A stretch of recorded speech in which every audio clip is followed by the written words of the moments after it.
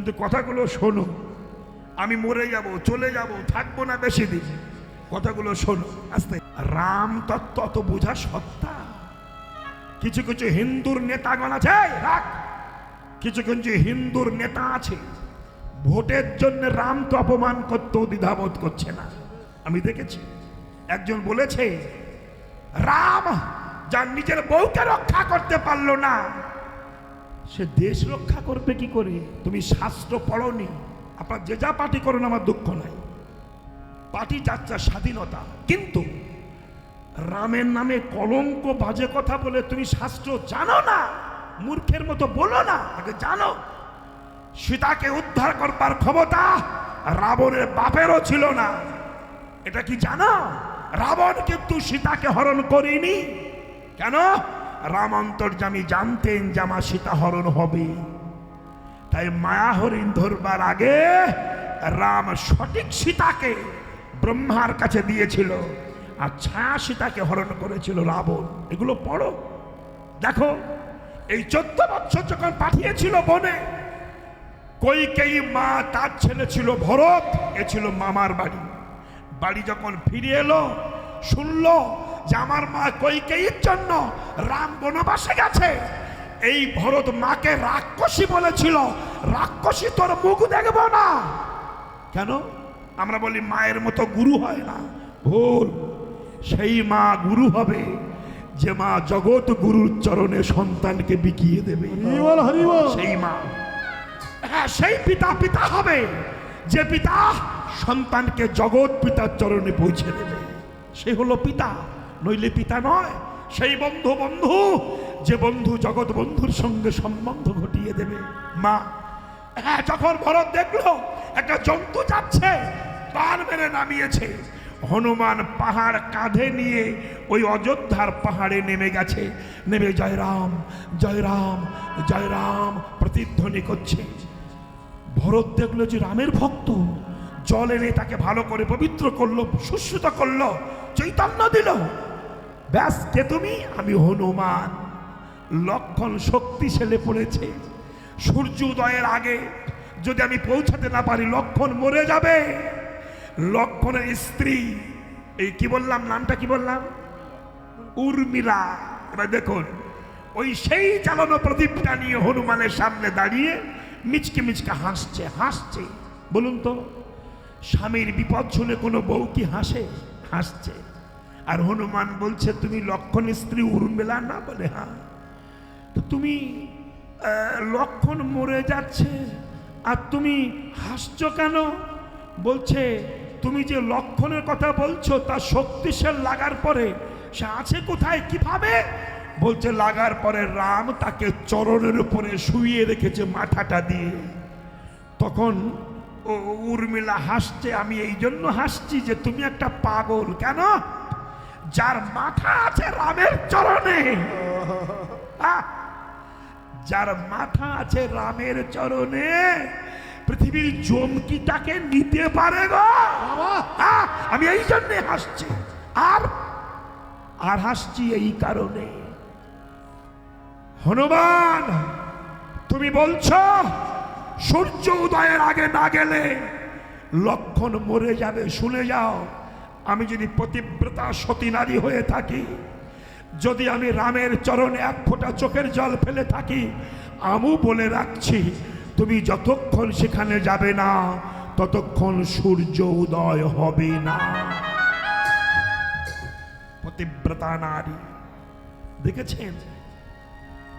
তাই হলো, মহাজন বলছেন তত্ত্বটা নিয়ে, যে যত বড় বিপদে থাক, তার মাথাটা যদি আমার প্রভুর চরণে থাকে, কেউ তাকে ধ্বংস করতে পারবে না, পারতে পারে না মা।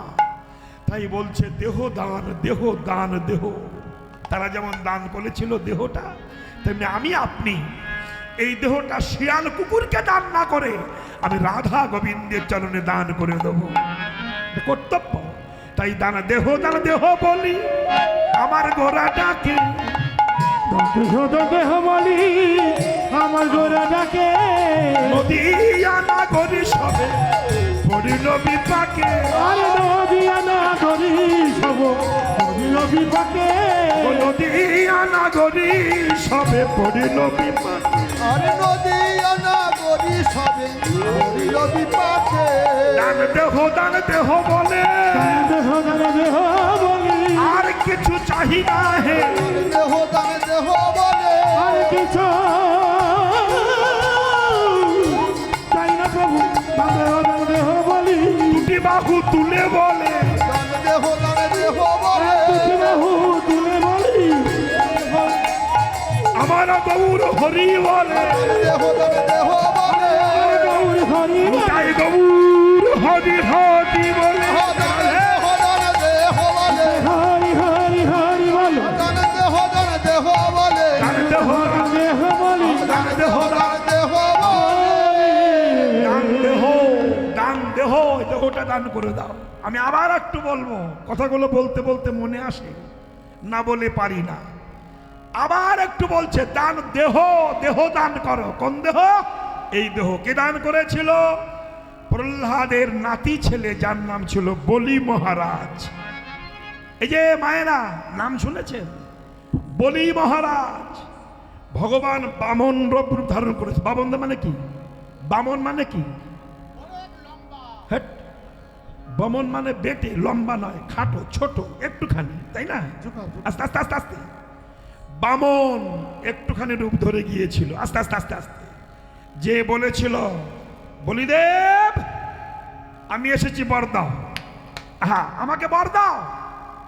তো বামন দেবের রূপ দেখে যে ভগবান তা তো বলি জানে না, এই যে বৌমা বলি জানে না, নিয়ে নাও কি নেবে বলো, আমি দান শাস্ত্র খুলেছি। বামন দেব বলল কিচ্ছু চাই না, আমার ত্রিপদ ভূমি দাও। বলুন তো পদ মানে কি?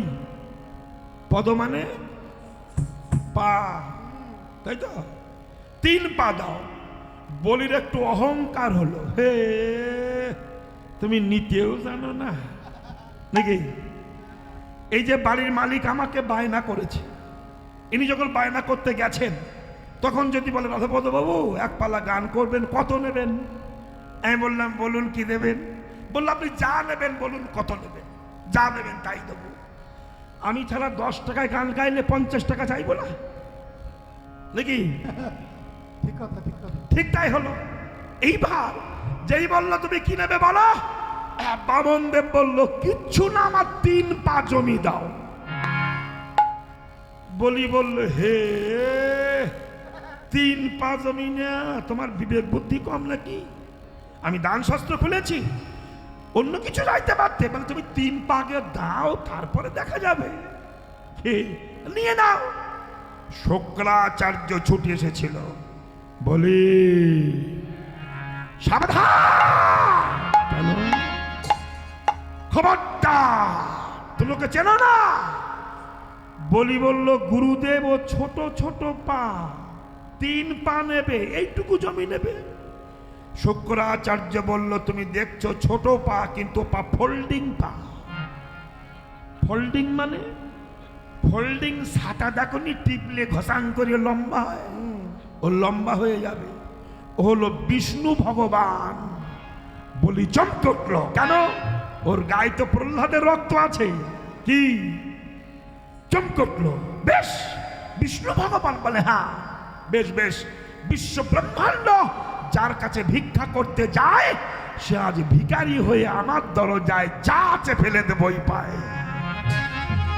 নাও, নিয়ে নাও। যেই বলল নিয়ে নাও, 1 পা স্বর্গে আর 1 পা মর্তে, আর একটা মিডিলে ঝুলছে, নাভি পদ্ম থেকে বহির্প্রকাশ ঝুলছে। রাখবে কোথায়? পতিব্রতা সতী নারী তার স্ত্রী বিন্ধ্যাবলী বলল প্রভু জায়গা একটা আছে, কোথায়? মাথার উপরে রাখুন। মাথাটা পেতে দিল, মাথার উপরে রেখে দিল। বিষ্ণু ভগবান বললেন বলি তুমি তো সব আমাকে দিলে, কিচ্ছু তো রাখলে না, তো তুমি একটা কিছু রাখো, সামান্য কিছু। দেখুন কলে পড়ে যাচ্ছে ভগবান। কি? হ্যাঁ কিছু একটা নাও। বলি তখন বলল, প্রভু আমি কিছু চাই না, যদি দিতে চাও একটা বস্তু দাও। কি? যদি দিতে চাও আজ থেকে তুমি আমার হয়ে যাও, এই তুমি আমার হয়ে থাকো। ভগবান চমকটলেন, বলি তুমি তো বুদ্ধিমান কম নও কেন? দুনিয়ার সব কিছু আমাকে দিলে, সব কিছুর মালিক আমি, আর আমার মালিক যদি তুমি হও, সব মাল তো তোমারই থেকে গেল। বাহ, বেশ, তাহলে বলো আমি তোমার হয়ে গেলাম, আমার কি করতে হবে? বলি বলল, আমার দরজায় দাঁড়ি হয়ে থাকো। দরজায় দাঁড়ি। ভগবান তাই দাঁড়ি হয়ে 1 সপ্তাহ চলে গেল। লক্ষ্মী তো জানে না সব দুর্ঘটনা ঘটে গেছে। 1 সপ্তাহ বাড়ি আসে না, কার কাছে শুনবে? ওই সময় বেহালা বাজিয়ে যাচ্ছিল একজন, কি নাম বলুন? হ্যাঁ সত্যবান না, নারদ। এই লক্ষ্মী বলল, নারদ মা তোর বাবা কোথায় রে? বলে শোনোনি? বলে না তো, তার তো চাকরি হয়ে গেছে। বলিস কি? কিসের চাকরি? বলে সিকিউরিটি গার্ড। সে কি? মাইনে কত? বলে পেটে ভাতে। ফিরবে কবে? এ জন্মে আর আসবে না। লক্ষ্মী বলল, আমার উপায়? তোমার উপায়? বলি রাজা 2 পায়ে যদি কৃপা করে ফেরত দেয়। লক্ষ্মী চিন্তা করলো, ছলে বলে কলে কৌশলে আমার স্বামীকে ফিরিয়ে আনতেই হবে। তাই রেডিমেড মেয়ে ছেলে হয়েছে লক্ষ্মী। বলিরা যেন চিনতে না পারে, রেডিমেড মেয়ে ছেলে হয়ে ভাবছে আমি এমন ভাবে বলির কাছে যাব, হ্যাঁ যে আছাড় খেয়ে পড়ে যাব, যেন আমার মাথাটা বলি রাজার পায়ে যেয়ে লাগে। কেন? যে ভক্ত ভগবানকে ভক্তির ডোরে বেঁধে দরজায় দাঁড়ি করে রেখেছে, অমন ভক্তের চরণ ধুলি ছাড়া আমি ভগবান ফিরে পাবো না। লক্ষ্মী ডুপ্লিকেট মেয়ে ছেলে হয়ে যখন বলি রাজার ঘরে গেছে, আপন ইচ্ছা আছাড় খেয়ে বলি রাজার পায়ে পড়েছে। এই যে লক্ষ্মী তা তো জানে না, বোন বলে সম্বোধন করে তুলেছে, ওঠো বোন ওঠো। আর যেই বোন বলে ডেকেছে, সেদিন পূর্ণিমা ছিল। পূর্ণিমা ছিল, যেই বোন বলে ডেকেছে নিজের কাপড় ছিঁড়ে দাদা বলে হাতে রাখি পরিয়ে দিয়েছে। আর ওই রাখি পূর্ণিমা সেদিন এসেছে। আর যে রাখি পরিয়ে দিল, বলি তো জানে না এই লক্ষ্মী। ভাবলো বোন রাখি যখন পরিয়ে দিলে, আমি তোমার দাদা হলাম, আমাকে তো তোমার কিছু দেওয়া উচিত, বলো কি চাও? এই কলে পড়ে গেল। লক্ষ্মী বলল, দাদা আমি কিছু চাই না, একটা বস্তু চাই। কি? তোমার দরজায় যে দাড়ি হয়ে আছে, ওই দাড়িটা আমাকে ফিরিয়ে দাও। চমকটলেন, বলি মা তুমি কি লক্ষ্মী এসেছো? হ্যাঁ মা গো, আমি ওই চরণে সব বিকিয়ে দিয়েছি, আমার বলতে আর কিছু নাই, তুমি সেটাও নিয়ে যাবে। বেশ নিয়ে যাও, তবে আমার কথা রাখো, নিয়ে যাওয়ার আগে তোমরা দুজনা আমার দরজায় দাঁড়িয়ে যুগল হয়ে দাঁড়িয়ে থাকো। এই কথা যেই বলল, লক্ষ্মী রাজে ভগবানকে নিয়ে যুগলে দাঁড়ালো। স্বর্গ হতে পুষ্প বৃষ্টি হলো, দেবীরা উলধ্বনি করলো, ভক্তগণ হরিধ্বনি করলেন। ভক্তের মনোবাসনা ভগবান পূর্ণ করে দিলেন। তাই দান দেহ বলি আমার গোড়া ডাকে, বলি আমার গোড়া ডাকে। নদিয়া নাগরী সবে পড়িল বিপদ, আরে নদিয়া নাগরী সবে পড়ল বিপাকে। নদিয়া না লোকসভা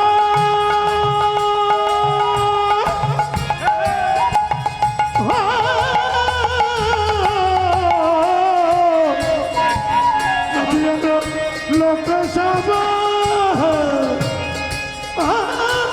পড়িল বিপদে। কৃষ্ণ অবতারে আমি সেজেছিলাম দান, কৃষ্ণ অবতারে আমি সেজেছিলাম কৃষ্ণ অবতারে আমি সেজেছিলাম, কৃষ্ণ অবতারে আমি সেজেছিলাম। পড়িয়া গেল বাসু ঘোষ সে ভাব পড়িয়া গেল বাসু ঘোষে গান সে ভাব পড়িয়া গেল বাসু ঘোষে গান সে ভাব পড়িয়া গেল বাসু ঘোষ গান বাসু ঘোষে মনে নীল রে ও বাসু ঘোষে মনেতে পড়িল রে মনেতে পড়িল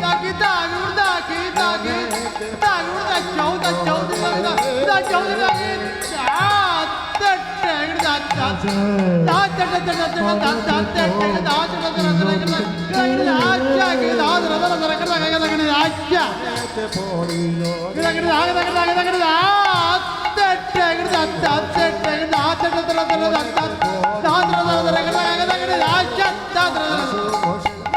মনেতে পড়িল রে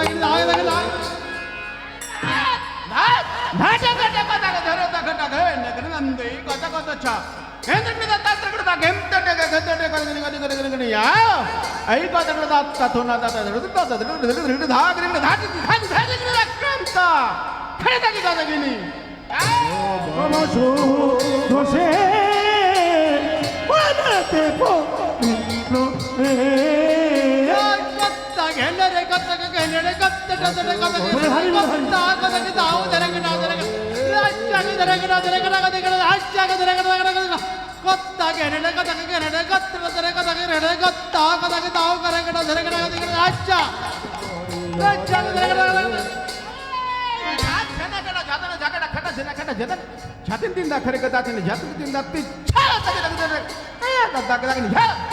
ya ai jana kada jatra jakada kada jana kada ini jatin tindak hari kata ini jatuh ini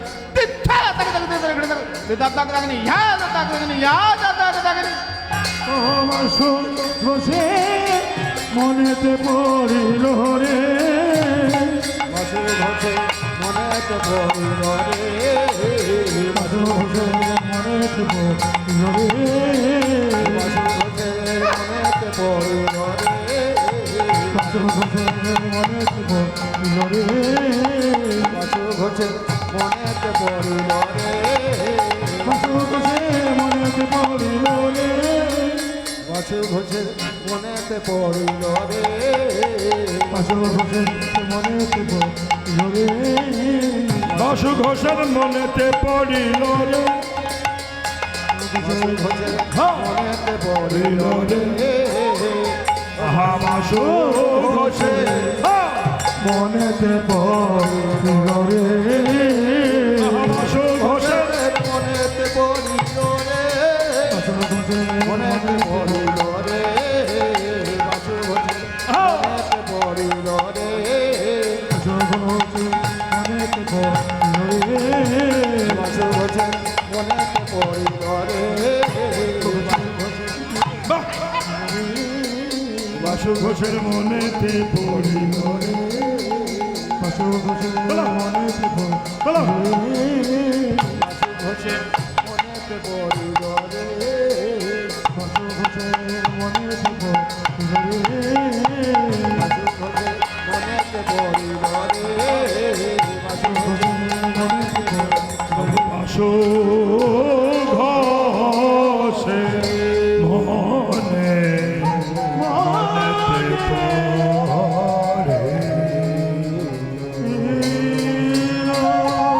পড়ে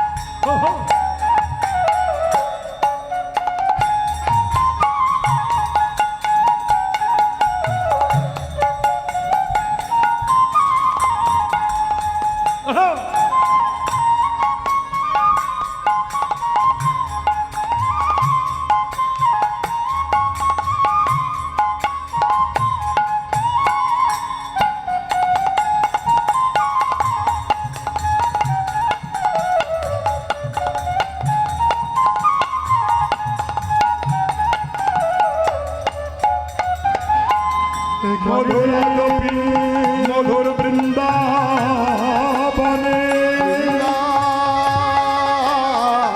বনে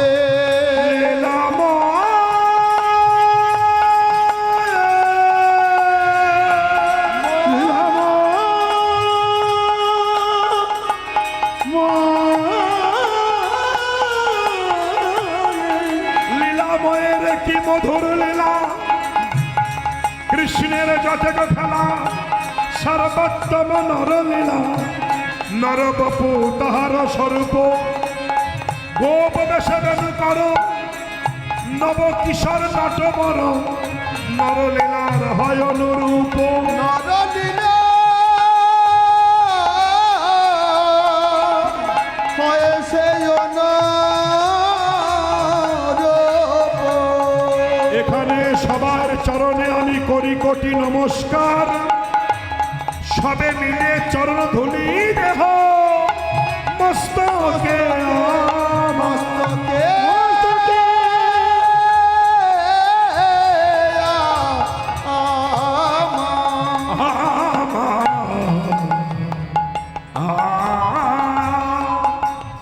আমার আমার আমার আমার